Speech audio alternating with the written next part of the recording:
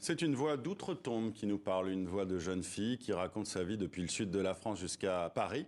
Ça ressemble parfois à un roman de formation, mais pas seulement. Merci Mackenzie Orsel d'être avec nous sur le plateau de TV5 Monde. Vous publiez Une somme humaine chez Rivage, un des 4 livres finalistes du prix Goncourt. Bravo à vous.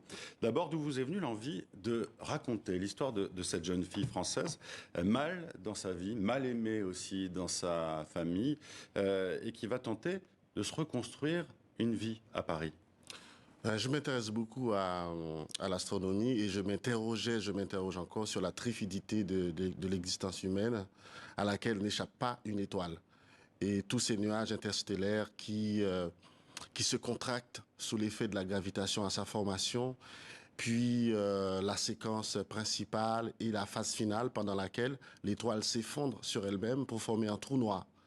Oui, c'est ce qui se passe d'ailleurs. Voilà, pour former un trou noir, et les scientifiques ne savent pas ce qui se passe dans un trou noir, comme ils ne savent pas ce qui se passe dans la mort, après les 2 grandes phases de l'évolution humaine, la naissance et son développement. Et j'ai voulu que le récit de cette femme, justement, résonne depuis ce lieu, depuis ce trou noir, depuis la mort, l'inconnu, l'insondable, l'insaisissable, en remontant le fleuve de son existence jusqu'à sa naissance dans ce petit village isolé, paumé du sud de la France.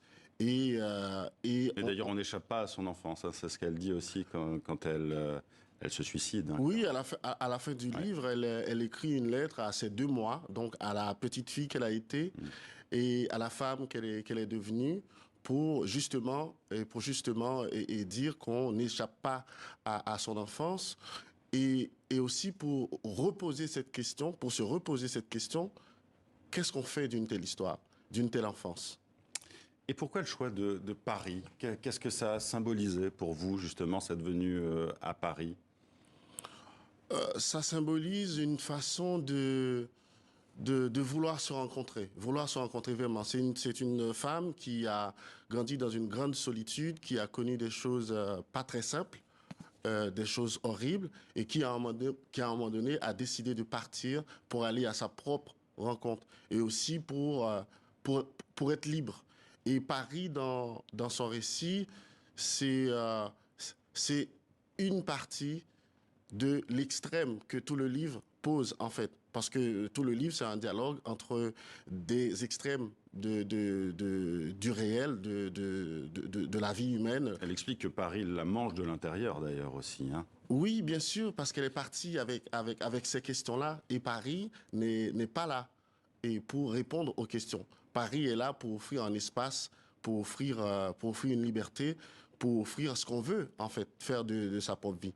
Dans la capitale, elle va y découvrir l'amour, malheureusement fugace pour elle, mais aussi la manipulation affective, hein. Du sud de la France à Paris, justement, qu'est-ce qui ne tourne pas rond dans la société française aujourd'hui? Vous qui êtes haïtien, vous avez ce regard extérieur. C'est un roman aussi social, je dirais, qui dénonce, hein, les violences faites aux femmes, aux enfants, aux migrants. Oui, le livre, son récit donne à voir les soubassements de cette société, parce que sa vie est faite de rencontres, de hasards et beaucoup d'amertume. Et quand elle a fait la rencontre de Orcel, le jeune Malien qui est arrivé à Paris avec ses 2 frères à Clichy-sous-Bois, la question de l'immigration se pose. Comment on arrive dans ce pays? Est-ce qu'on est accepté? Est-ce qu'on peut arriver à se construire dans cette société? Et Orcel lui raconte son histoire, et c'est pas une histoire simple.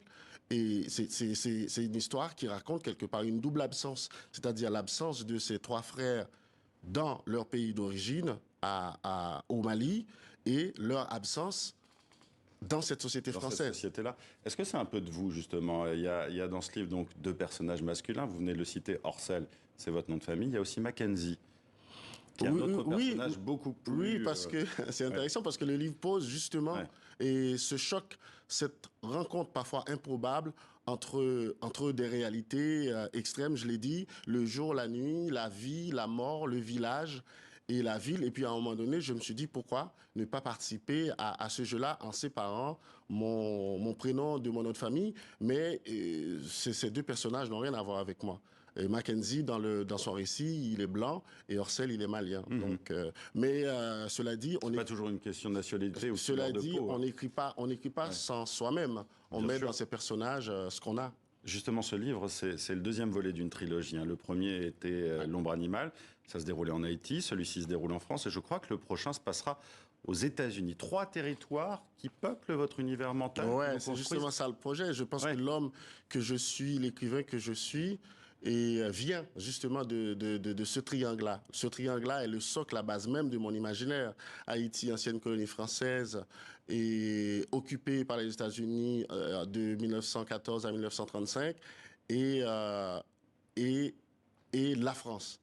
Et la France. Donc, j'essaie de tracer ce triangle depuis Haïti vers les États-Unis, en passant par la France, pour essayer de comprendre symboliquement, historiquement, et pourquoi il est là, ce qu'il veut dire en fait ce triangle, qu'est-ce qu'il essaye de nous raconter. On a beaucoup parlé de votre écriture, hein. Le livre d'ailleurs, ces 600 pages se déroule sans points, à part ceux de suspension et sans majuscules. Et il y a aussi tous ces poèmes, hein. Vous êtes poète aussi. Qu'est-ce qui permet de dire ces poèmes que la narration classique ne permet pas?